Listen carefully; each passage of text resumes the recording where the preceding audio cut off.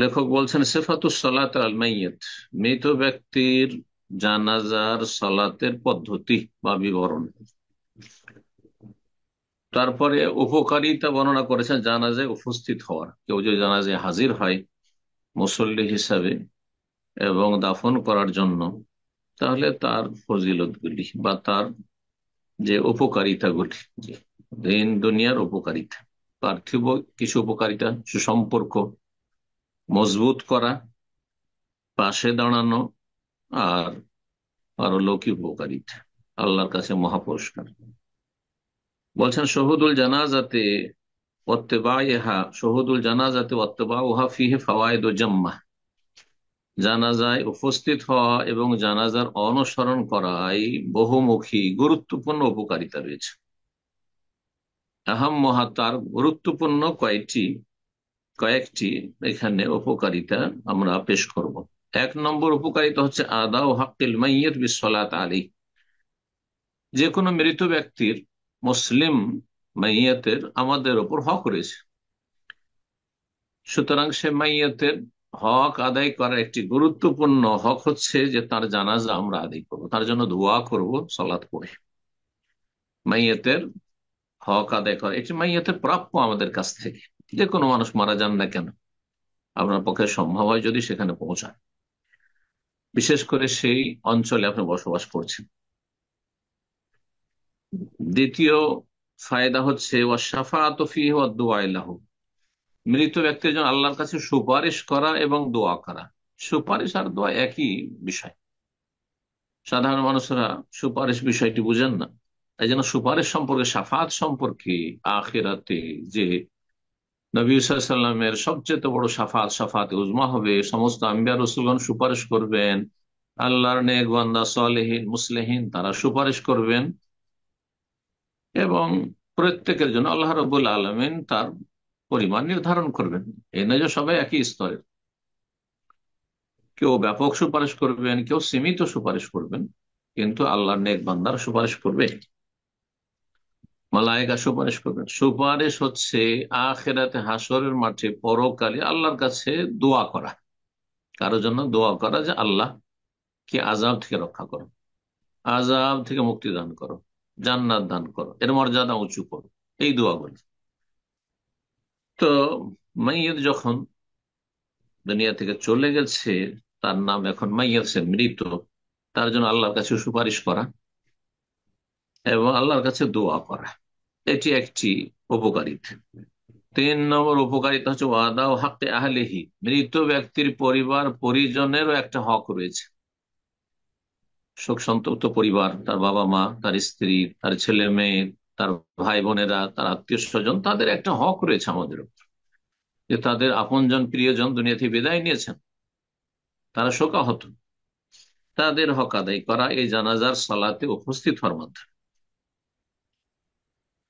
4 নম্বর উপকারিতা হচ্ছে ওয়াজাবরু খাতিরিহিম ইনদা মুসিবাতিহিম ফি মাইয়্যিতিহিম, তাদের মাইয়্যিতের জন্য, অর্থাৎ তাদের আপনজন যে মারা গেছেন তার উপর যে তাদের উপর মুসিবত বিপদ নেমে এসেছে, সেই ক্ষেত্রে তাদের পাশে দাঁড়ানো, তাদের সাথে সমবেদনা জ্ঞাপন করা এবং তাদের শোককে লাঘব করার জন্য চেষ্টা করা। মানুষ যখন তাদের কাছে যাবে, তাদের খোঁজ খবর নেবে, তাদেরকে সান্ত্বনা দেবে, তখন তাদের মুসিবত হালকা হবে, মনটা হালকা হবে তাদের।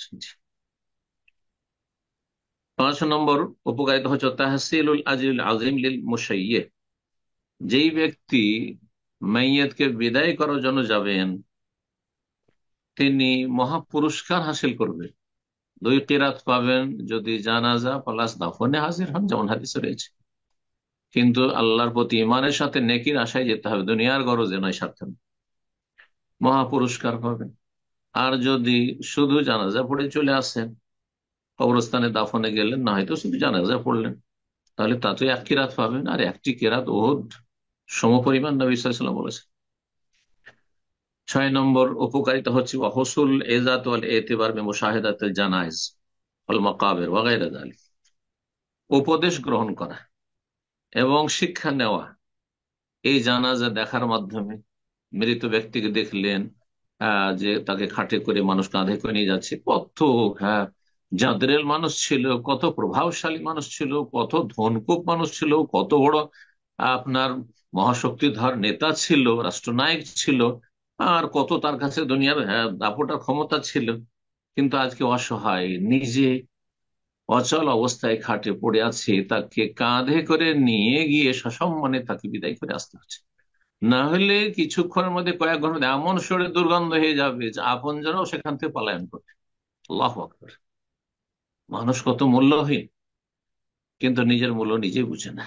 জি, এই জন্য নিজেকে সম্মানিত করতে হলে নিজেকে আল্লাহমুখী করতে হবে, রবকে চিনতে হবে যে কোথা থেকে এসেছি এবং কোন দিকে যাচ্ছি এবং শেষ পরিণাম কি। যেই ব্যক্তি এই বিষয়গুলো বুঝলো না, সে মানুষই না আসলে। উলাইকা কাল আনআম, তারা হচ্ছে চতুষ্পদ জন্তুর মতো। চতুষ্পদ জন্তু বুঝে না তারা কোত্থেকে এসছে, কিভাবে এসেছে এবং কোথায় যাচ্ছে, তাদের হায়াত মত আছে, কিছুই বুঝে না। ঠিক ওই রকম বালহুম আদাল, তার চাইতে অধম, কারণ এদের বিবেক হিতাহিত জ্ঞান থাকা সত্ত্বেও তার নিজের বিবেককে কাজে লাগে না। লাহুম কুলুবুন লা ইয়াফকাহুনা বিহা, তাদের তো অন্তর আছে, হিতাহিত জ্ঞান আছে, কিন্তু তারা নির্বোধ। ওয়ালাহুম আযানুন, শ্রবণ শক্তি আছে, কিন্তু শোনে না, ভালো মন্দের পার্থক্য করার ক্ষমতাও আছে।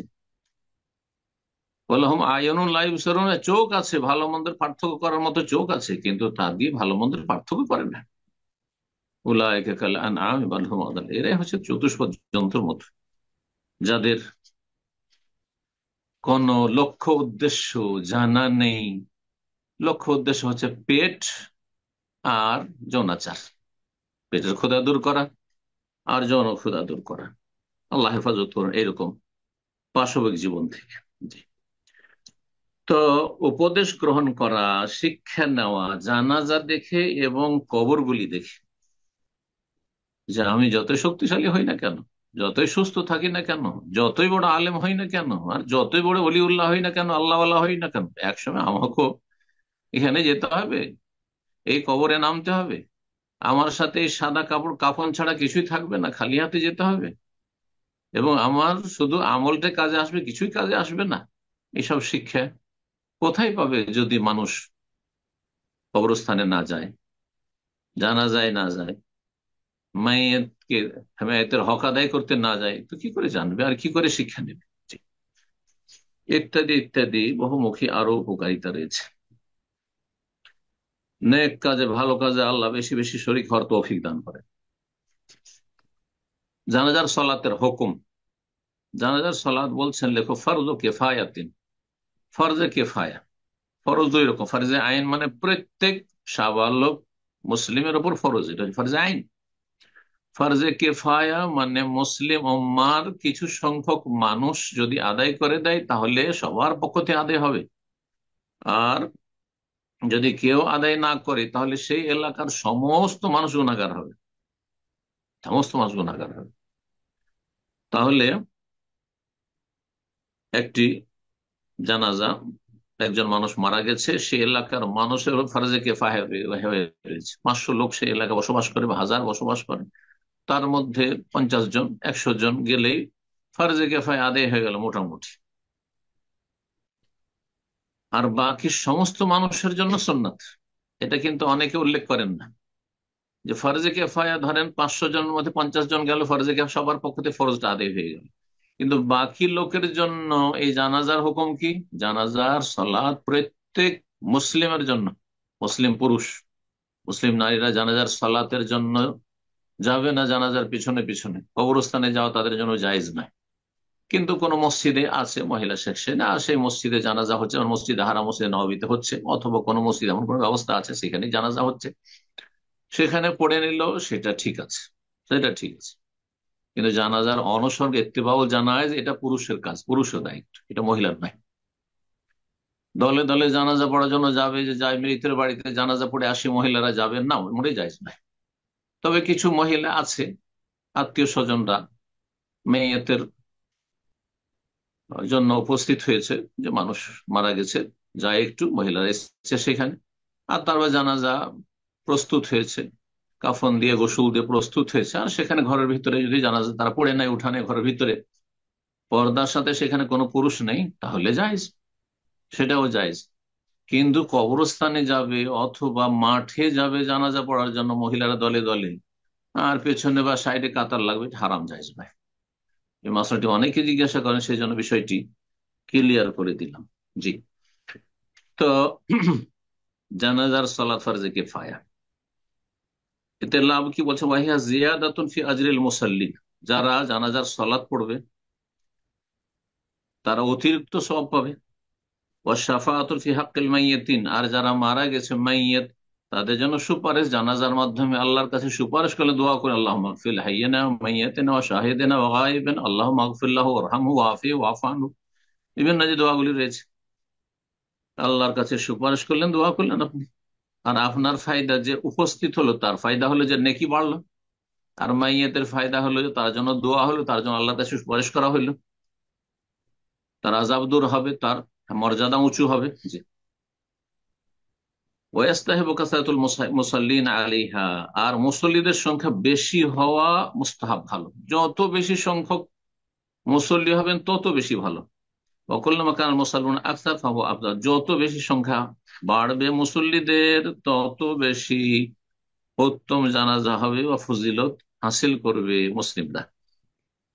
সহিহ মুসলিম একটি হাদিস রয়েছে আব্দুল্লাহ ইবনে আব্বাস রাদিয়াল্লাহু তাআলা আনহুমা থেকে, তিনি বলেন, সামি'তু রাসূলুল্লাহ সাল্লাল্লাহু আলাইহি ওয়াসাল্লাম ইয়াকুল, আমি রাসূলুল্লাহ সাল্লাল্লাহু আলাইহি ওয়াসাল্লাম বলতে শুনেছি, মা মিন রাজুলিন মুসলিমিন, যে কোনো মুসলিম ব্যক্তি, ইয়ামুতু, যদি মারা যায়, ওয়া ইয়াকুমু আলা জানাজাতি আরবাউনা রাজুলান, তার জানাজায় যদি 40 জন মানুষ জানাজার সালাতে দাঁড়ায়, তো সর্বনিম্ন 40 হইতে হবে কথা না। এই হাদিস থেকে কেউ ভেবেছে যে জানাজার নামাজে সর্বনিম্ন 40 হইতে হবে, না, এটি নবী সাল্লাল্লাহু আলাইহি ওয়াসাল্লাম উদাহরণস্বরূপ বলেছেন। যেমন আমি 50 বললাম, উদাহরণস্বরূপ এটি।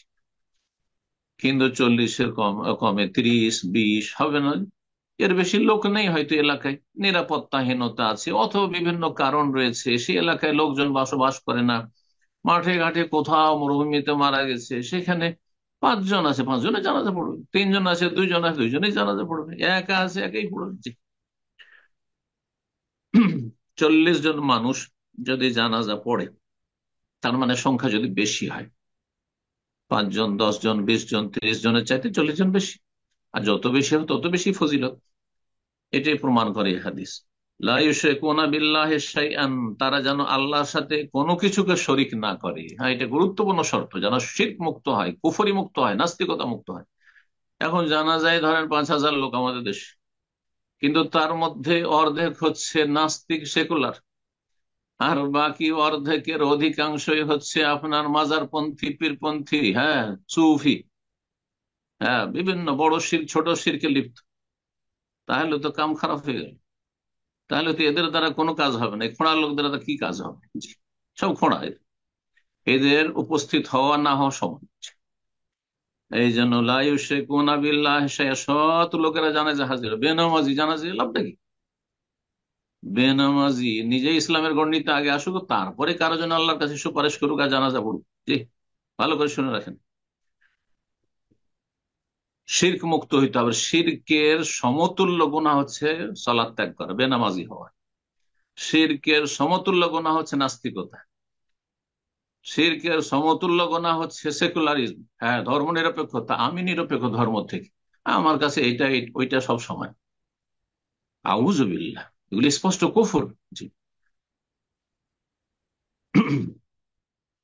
তৌহিদবাদী মুসলিম এবং যত সৎ হবে, বিদআত মুক্ত, ছোট বিদআত থেকেও মুক্ত, বেদাতি তরিকা জানাজা পড়ে না, তারপরে তারা পরেজগার মানুষ, ফরজ ওয়াজিবের হেফাজত করে, হারাম থেকে কাবিরা থেকে বেঁচে থাকে, আর ভুল ভ্রান্তি হয়ে গেলে তওবা করে নেই, এইরকম লোক, এইরকম কোয়ালিটির মুসল্লি হইতে হবে। তাহলে ইল্লা শাফাহাহুমুল্লাহ ফি, তাহলে আল্লাহ তাদের সুপারিশ এই মৃত ব্যক্তির ক্ষেত্রে কবুল করবেন, দোয়া কবুল করবেন আল্লাহ রাব্বুল আলামিন, যে দোয়াগুলি তার জন্য করা হবে।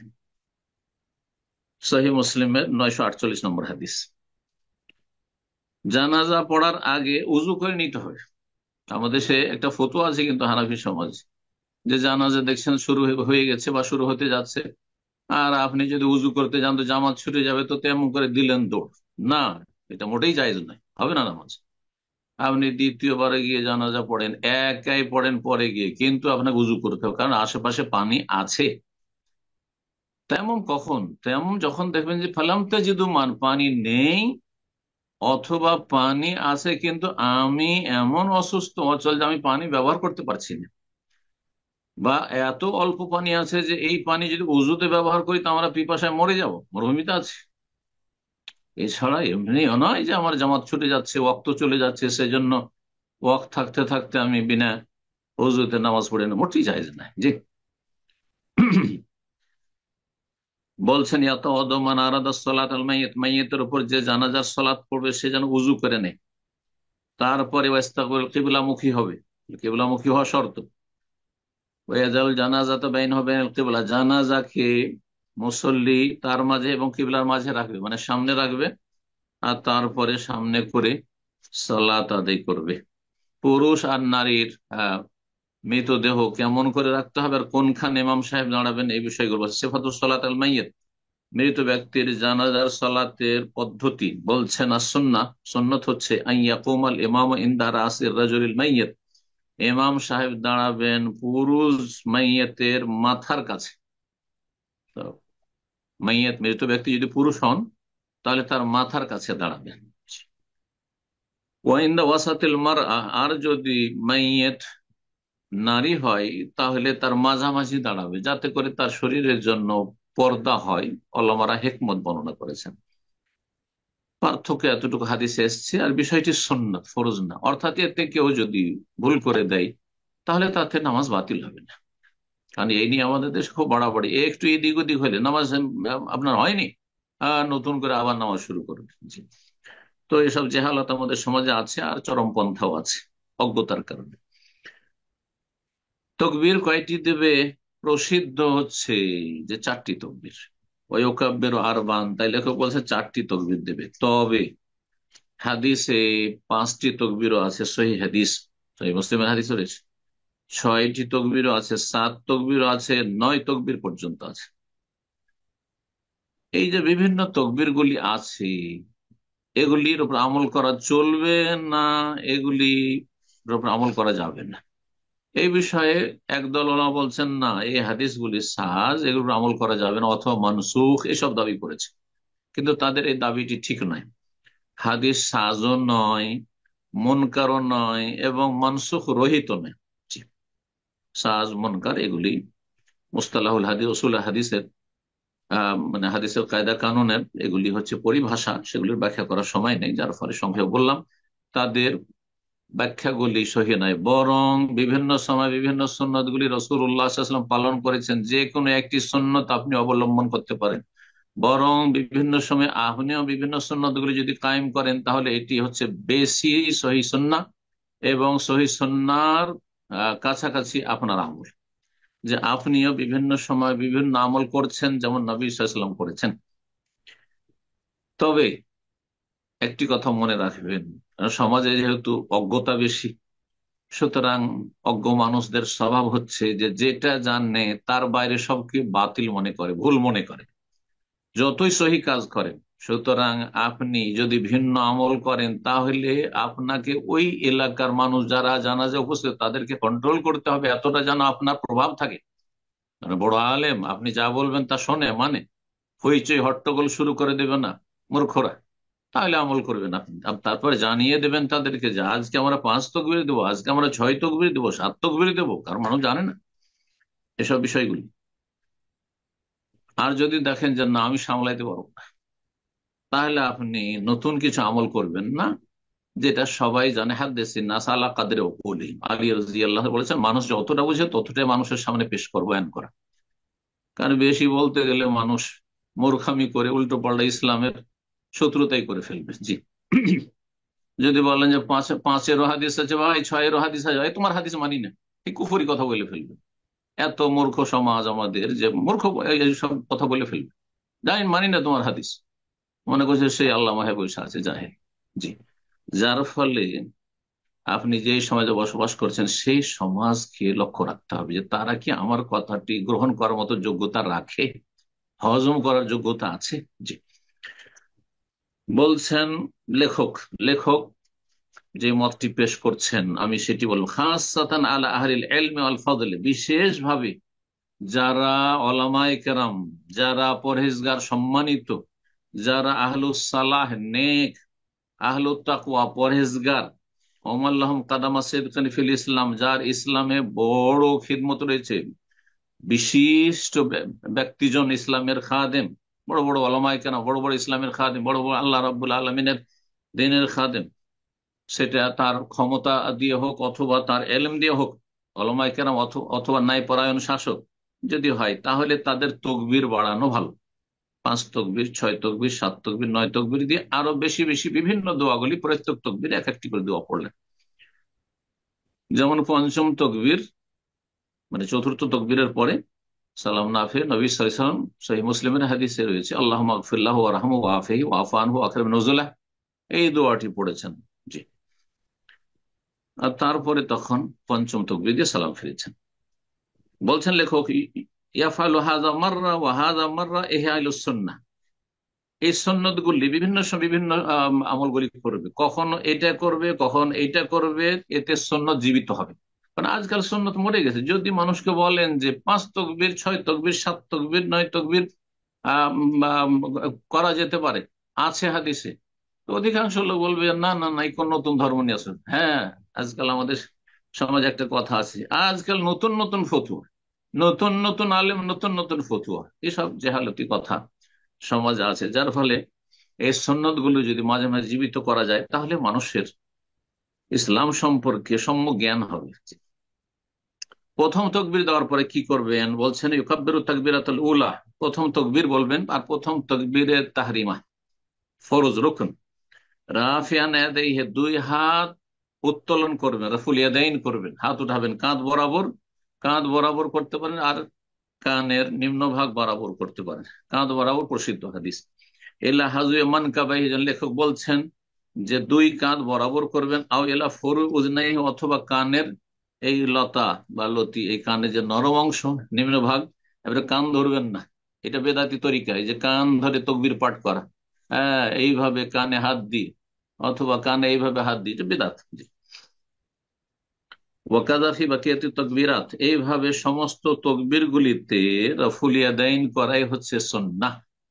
এটি বেশি উত্তম এবং বেশি সহিহ মত। প্রত্যেকটি তকবীরে রফুল ইয়াদাইন করা, এই মতটিতে রফুল ইয়াদাইন করবেন না করবেন না, 2টি মত রয়েছে। বিষয়টি একটু বিস্তারিত বলে দিই সংক্ষেপে। এই ক্ষেত্রে 4 মাযহাবের ইমাম আবু হানিফা এবং ইমাম মালিক, মালিকি মাযহাব এবং হানাফি মাযহাব, আর আহলুল হাদিসরা কেউ কেউ রফুল ইয়াদাইন প্রত্যেক তকবীরে বলছেন যে এটি ভালো, কেউ বলছেন যে না, রফুল ইয়াদাইন না করা। 2 দলে আছেন আহলে হাদিস ওলামারা।